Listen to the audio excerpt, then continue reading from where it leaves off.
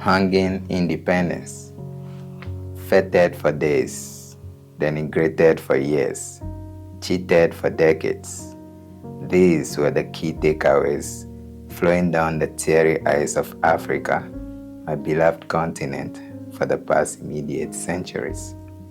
Most powerful leaders turned into accomplices because they were seduced by worthless gold while giving out their own like Gary.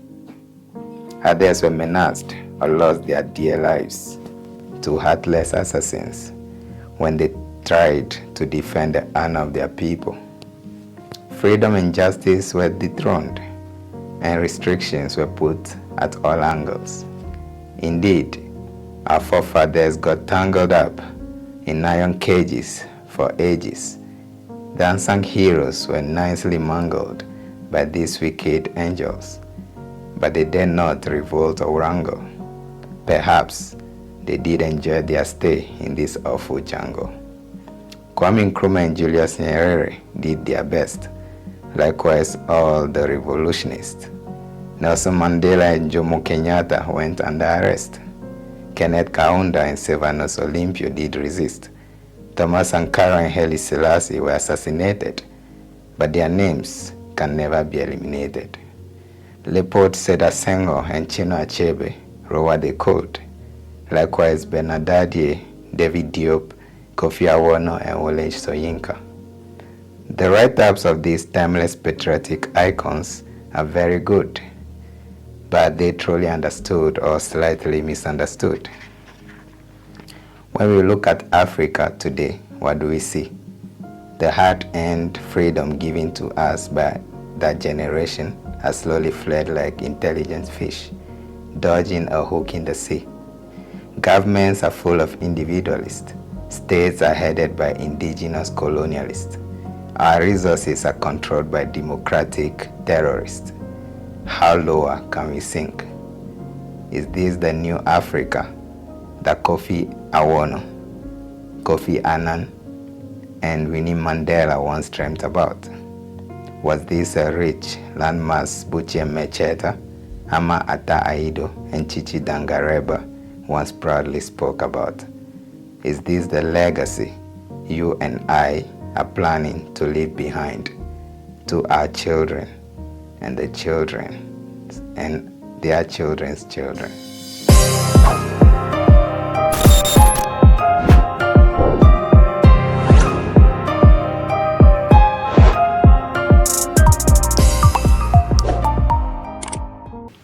Hello beautiful people, hope you all are doing great. You're welcome to another electrifying episode of Get Impeccable with me, your host Precious Andine. Before we dive into today's episode, let's take a moment to wonderfully appreciate the soul-stirring interlude given to us by no other, the great Einstein of literature, the face of our continent's untold stories, Mr. Nicholas Ramjane. That was an amazing one, sir. Thank you. Really amazing.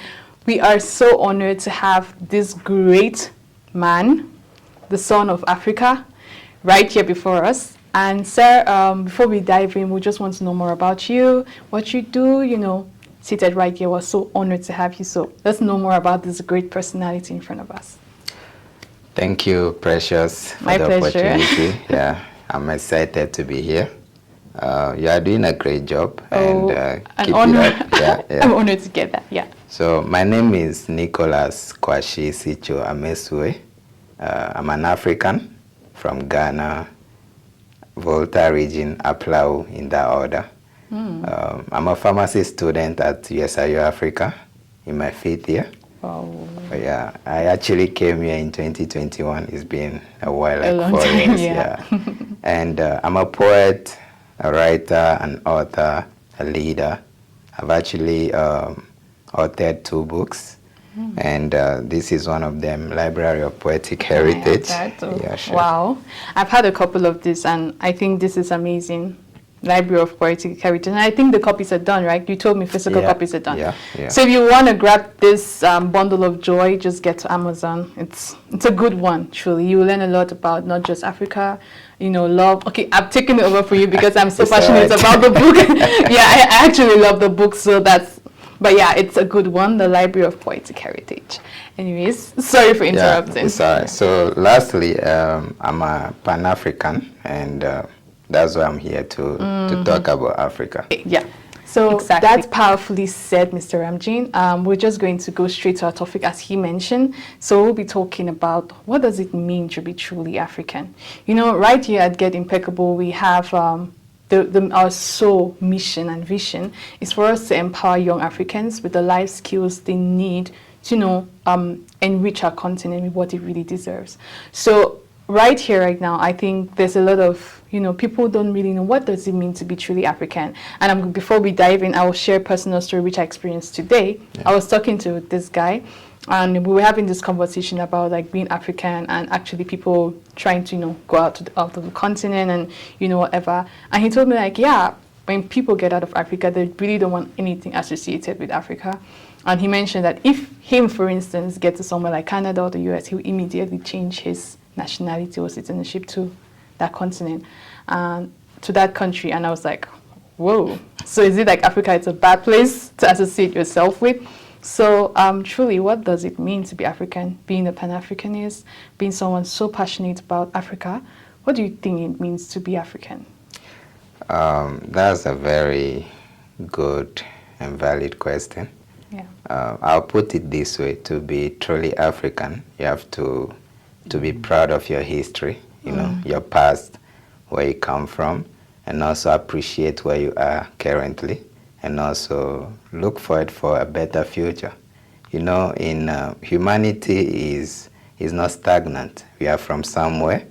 We are somewhere currently, and we are going somewhere soon. So people who are not really proud of Africa because of maybe our past or our current situation, as an African, I'm worried, because the youth are the future of this continent. So you should be proud that you're an African, and you should look forward to do everything, like every single day, do something to promote this continent and project it. Yeah. Okay, I love that aspect of being proud of being African, because in today's world, we have a lot of young Africans who are not really proud of their identity. Yeah. So oftentimes they want to feel, they're like, am I too, the fact of like you're being African, maybe you're too ancient, and they still struggle if I should be too westernized. So there's this in-between that they get confused with, just being in the middle of either being too Western, like they don't want to be too westernized, or at the same time, I don't want to be too African. So how can they find the balance? Well, I'll put it this way. There's nothing wrong with be too much of who you are, As an African, if someone tells me you are too African, that's like a privilege, to be labeled as such as an African. So being too much of who you are it should be a pride, Then how to balance between the two? Let me tell you one story about African print. Do you know African print came from Holland? But currently we label it as African print. It's part of our history. It's part of our culture and all that. But if you trace the root of where it came from, it's Holland. Even though we were manufacturing our own print, it was not like that African print, that type. So why did I bring that story here? Is because I want us to embrace like those positive aspects of Western culture. Just appreciate the good things that are in Western culture, adopt them, and let's put it back into our culture whilst maintaining our authenticity and improve the culture, because culture is not stagnant, it's not static. Culture is always, evolving with time. So if we can embrace the positive aspect of Western culture and put it into our culture, we can make something big out of it. Yeah. That's actually impeccable. I love to say. Yeah. You know, when you talk about the aspect of us bringing in the Western aspect and whatever, I would also love to look at the myth regarding being African and what actually hinders you achieving your true potential or youths achieving their potential. Yeah. What are some myths that people or Africans or even non-Africans get to have about Africa that actually hinders the potential of the continent?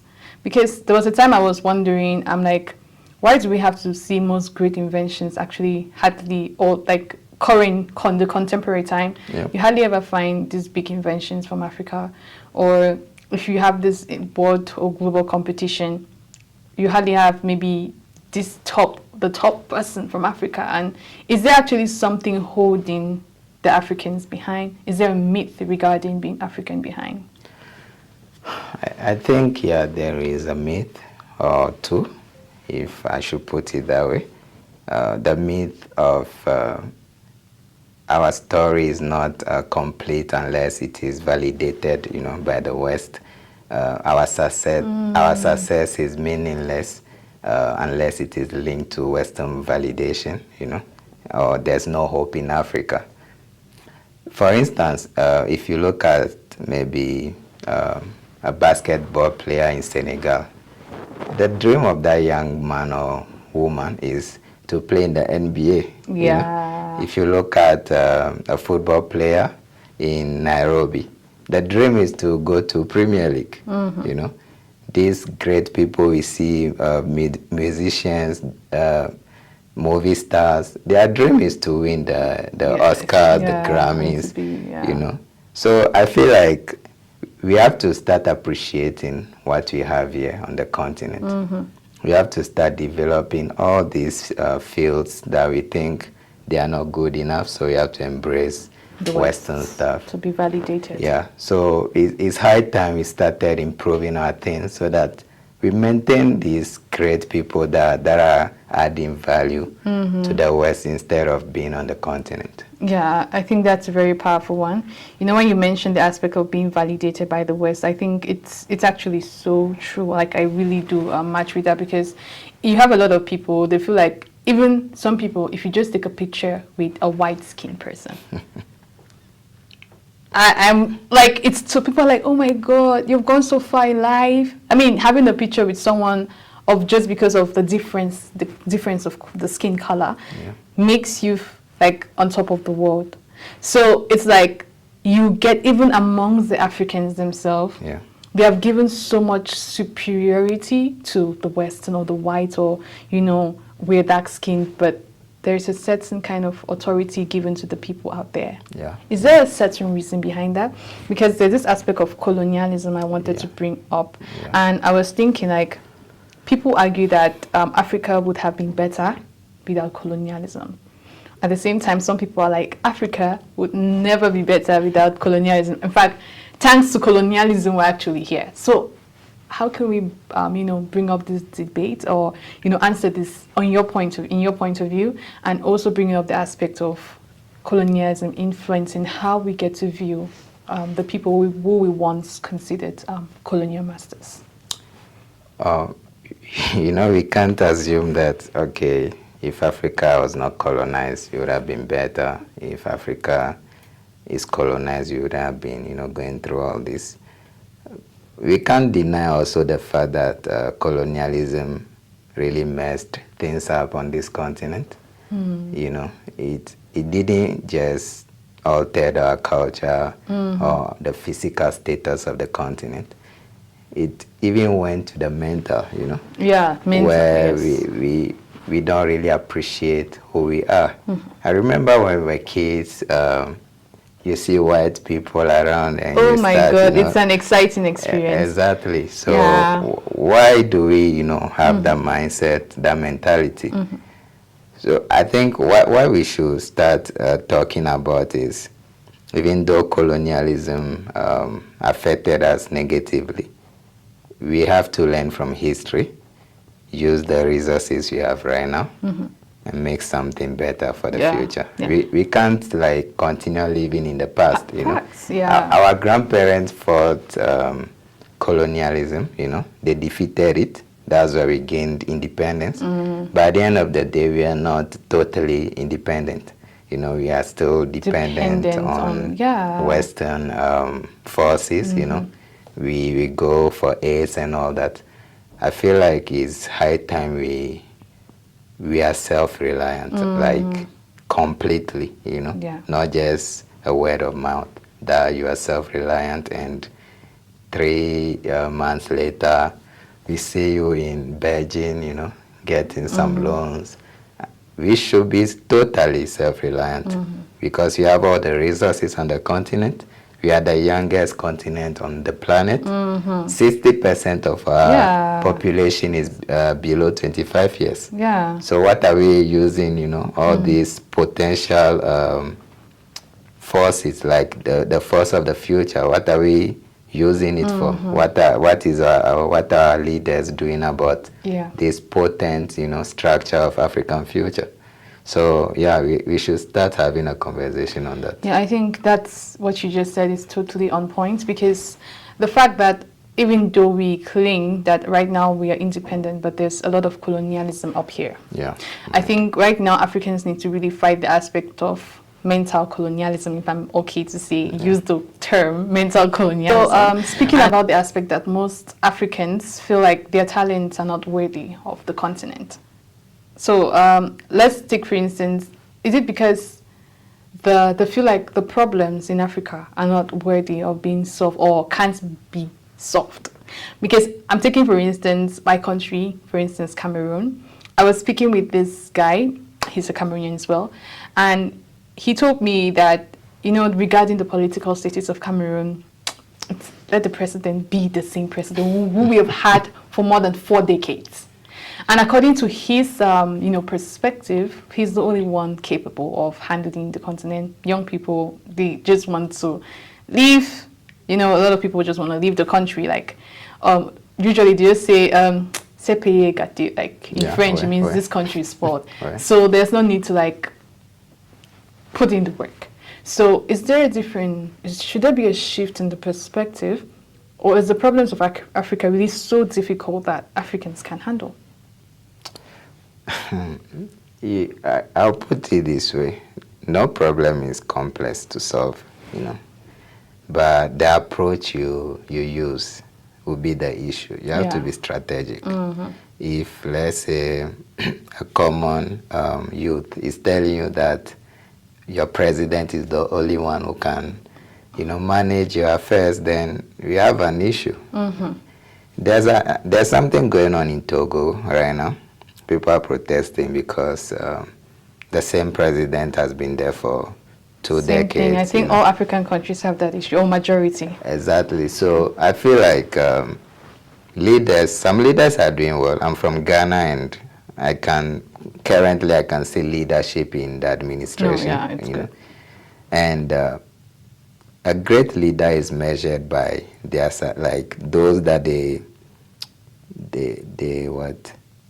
put in charge of issues when they are no more there. For instance, if I am a leader right now and I groom someone, you know, whilst I'm still in office, and I am no more there one day, that person, when he or she comes, what the person will do, whether they deliver or not, will determine which kind of leader I was. Yeah, so if leaders start thinking that way, that their success is measured by their successor, then we will have a continent, you know. We have a great continent because everyone will do their best possible to groom people to become even better than them.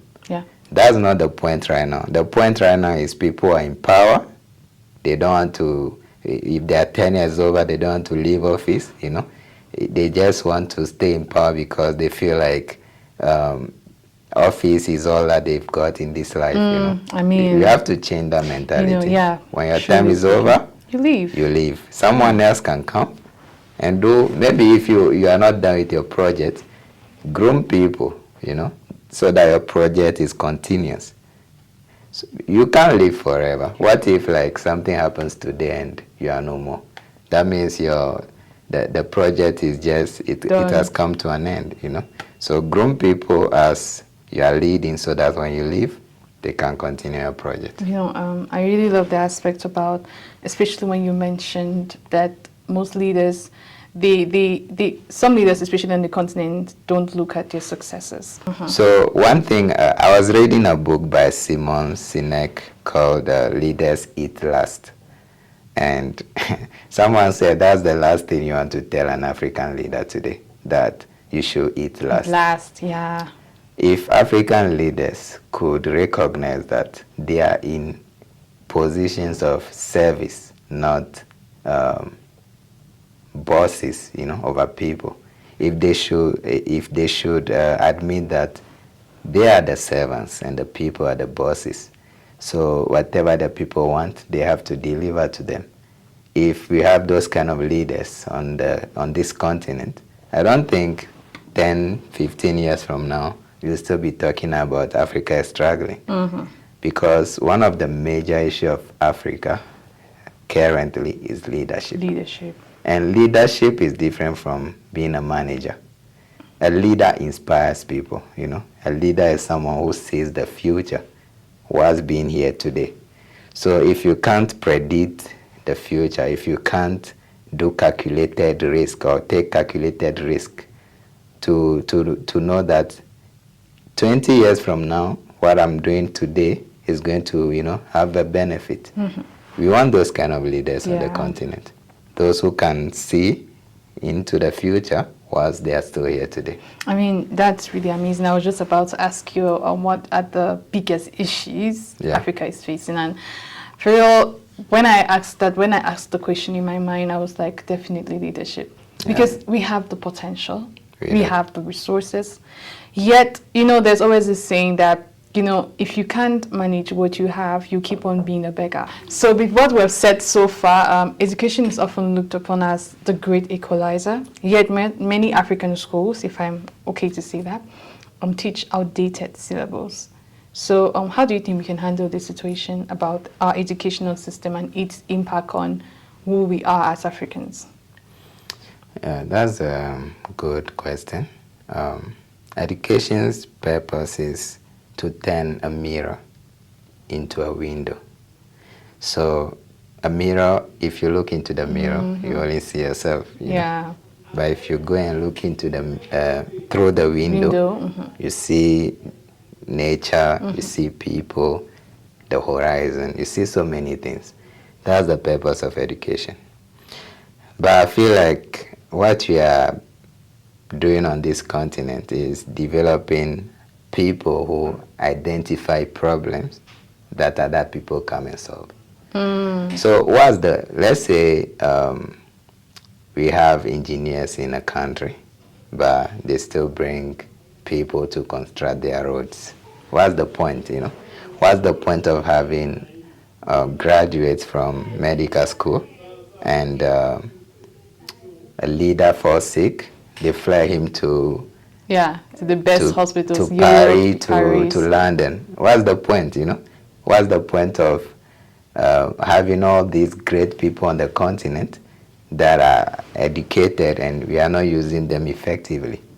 So we have to start thinking about how can we improve our educational system to make these people relevant. I was told in a pharmacy class that if you are a pharmacist and you can't use your own product, then you are a bad pharmacist.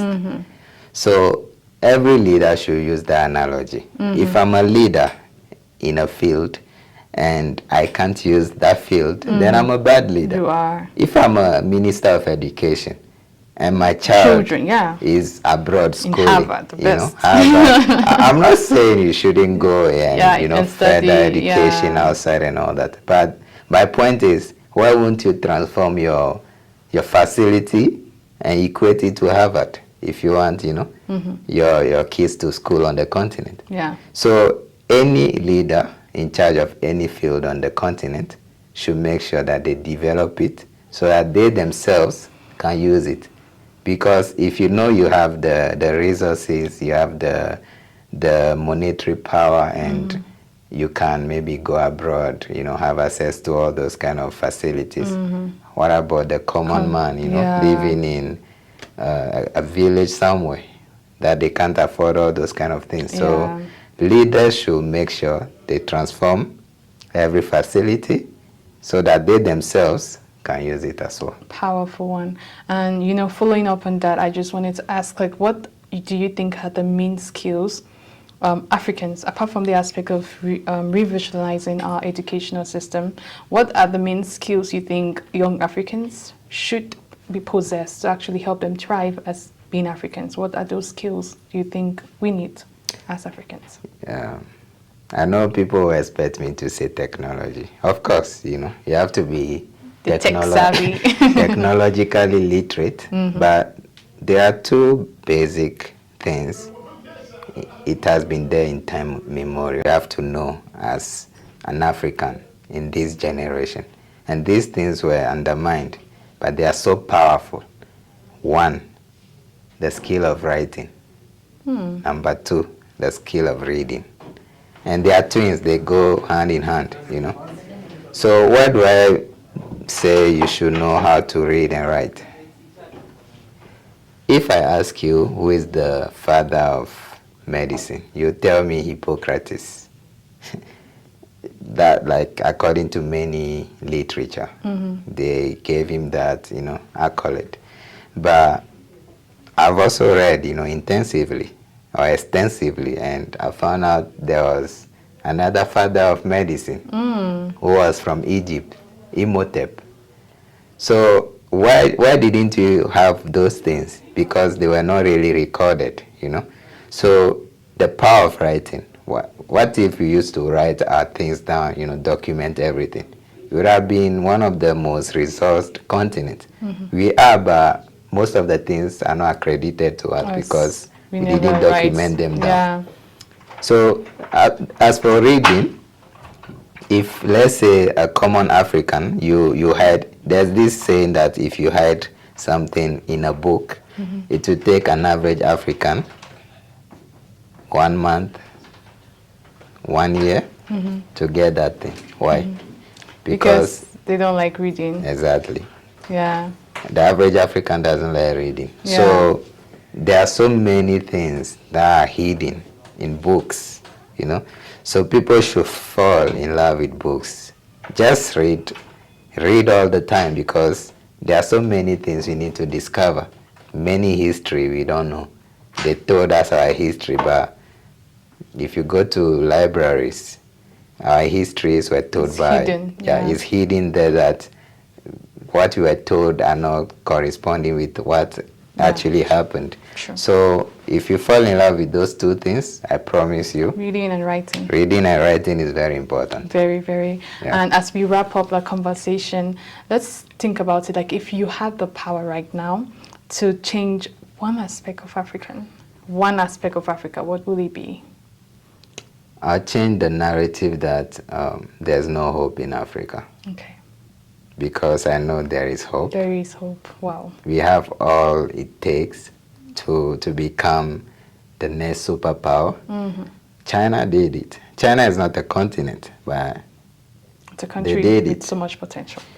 China in the 80s, as compared to China currently, there is like A big gap, a right? big gap, They came from nothing. Yeah. So if China did it, Africa can do it. Africa can. So there is hope on this continent. There is hope on the continent, dear people.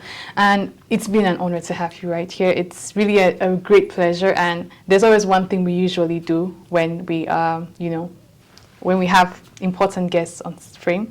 So we want you to give your final words of inspiration to the people watching. This actually enables the people, get more from you, get inspiration as the great author you are. So maybe some last words for the people. So my parting words to our viewers and you, of course, yes, our host, is to play our part.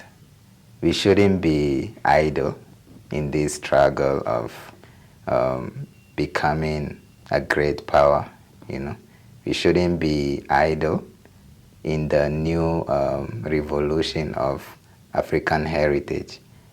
We have all it takes to make this continent the mother of humanity. So don't be idle. When Africa calls upon you, please pull up. Pull up. Powerful, powerful one. Powerful one. Thank you so much for that. So, dear people, when Africa calls for you in whatever way, please show up. Do not relent your strength. Do not think it's a lost fight, because actually every effort we put in being honest, in being dedicated to advancing our continent in whatever way, in whatever skill we have, it's potentially leading us to the dream continent we all want to see. And maybe we might think, oh, this won't happen soon. Truly, this is sooner than you ever think. And it doesn't just mean anything for you, but it also means something for the children. Remember the song of Michael Jackson, let's do it for our children. What will they think about the world right now? So right now, ask yourself, what will your children, your generational line think about Africa when they meet it? So it's been an honor having you here, sir. In fact, let me greet you, please. Thank you. It's an honor. And please, so everyone, again, the Library of Poetic Heritage, please let's grab a copy on Amazon. You just go check it out. It's a very powerful, in fact, I would recommend this book anytime. From sleep, anytime I wake up, I will recommend this book to every single person. And if you're yet to hit that subscribe button, what are you waiting for? Please do hit the subscribe button, please do like, please do share, please do comment. And if you're an African watching this, please type, I'm African and I'm ready to transform the continent. Thank you so much, and bye. Bye.